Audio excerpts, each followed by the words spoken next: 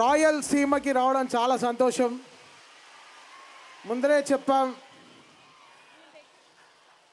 Pre release ఫంక్షన్లోనే చెప్పాను, అనంతపూర్ వచ్చి success celebration చేసుకుంటామని చెప్పాం, కొట్టాం, వచ్చాం. నాకు ఎవ్రీ సినిమా ఒక 10th ఎగ్జామ్ లాగా బాలయ్య గారికి ఎలా చేయడం అంటే, నాకు మాత్రం కాదు, అంటే నేను ఓన్ చేసుకోవడం కాదు, నా డైరెక్టర్స్ కూడా అంతే ప్రేమిస్తున్నారు.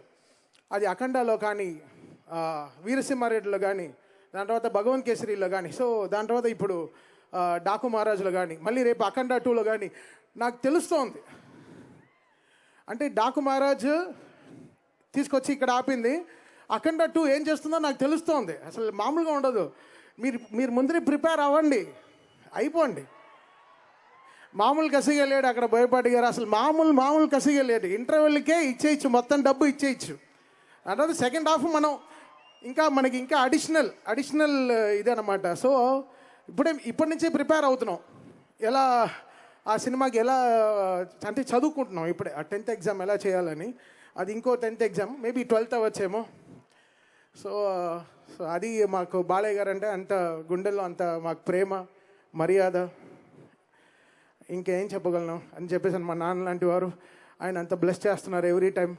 మీరందరూ ఈరోజు ఓన్ చేసుకుంటున్నారు, అది నాకు చాలా సంతోషంగా ఉంది. సిగ్గుతో నవ్వలేకుండా చచ్చిపోతున్నాను, నోరంతా నొప్పిగా ఉంది.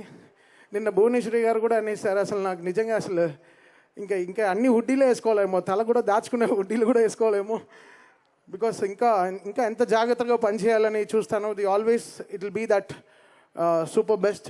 నేను మా టీంకి అంటే బాలయ్య గారు చూస్తే ఆ ఎనర్జీ వచ్చేస్తాం. అది ఎక్కడి నుంచి ఆ శివుడు పంపిస్తున్నాడో ఏంటో నాకు తెలీదు. ఇట్స్ కమింగ్, ఆ ఎనర్జీ ఆటోమేటిక్గా దిగుతోంది. అది ఇట్స్ కమింగ్.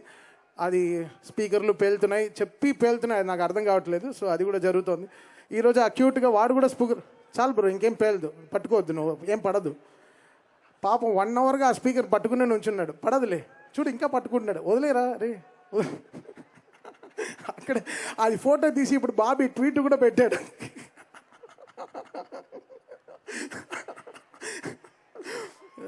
శ్రేయస్ మీడియా దీనికి కూడా ఒక మనిషిని తీసుకొచ్చారా మీరు హైదరాబాద్ నుంచి? Hats off brother. ఓ స్పీకర్ పట్టుకోవడానికి కూడా ఒక మనిషిని తెచ్చారు, చాలా థ్యాంక్ యూ. అంత నమ్మకం మన పైన డెఫినెట్గా పడతాయి. సో ఇప్పుడు ఈ మనిషి వెనకాల ఒక మ్యూజికల్ జర్నీ కూడా ఉంది. ఏ పాట అయినా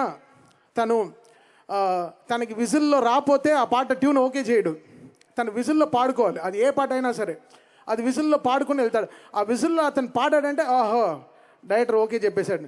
ఇప్పుడు ఆ డైరెక్టర్ బాబీని పైనకి పిలుస్తున్నాను, బాబీ పైకి రా, చిన్ని సాంగ్ విజిల్లో వాయిస్తానన్నా అని నన్ను 1 monthగా నన్ను చంపేస్తున్నాడు. రా ఒకసారి, నేను పియానో వాయిస్తాను, నువ్వు విజిల్లో పాడు చిన్ని సాంగ్.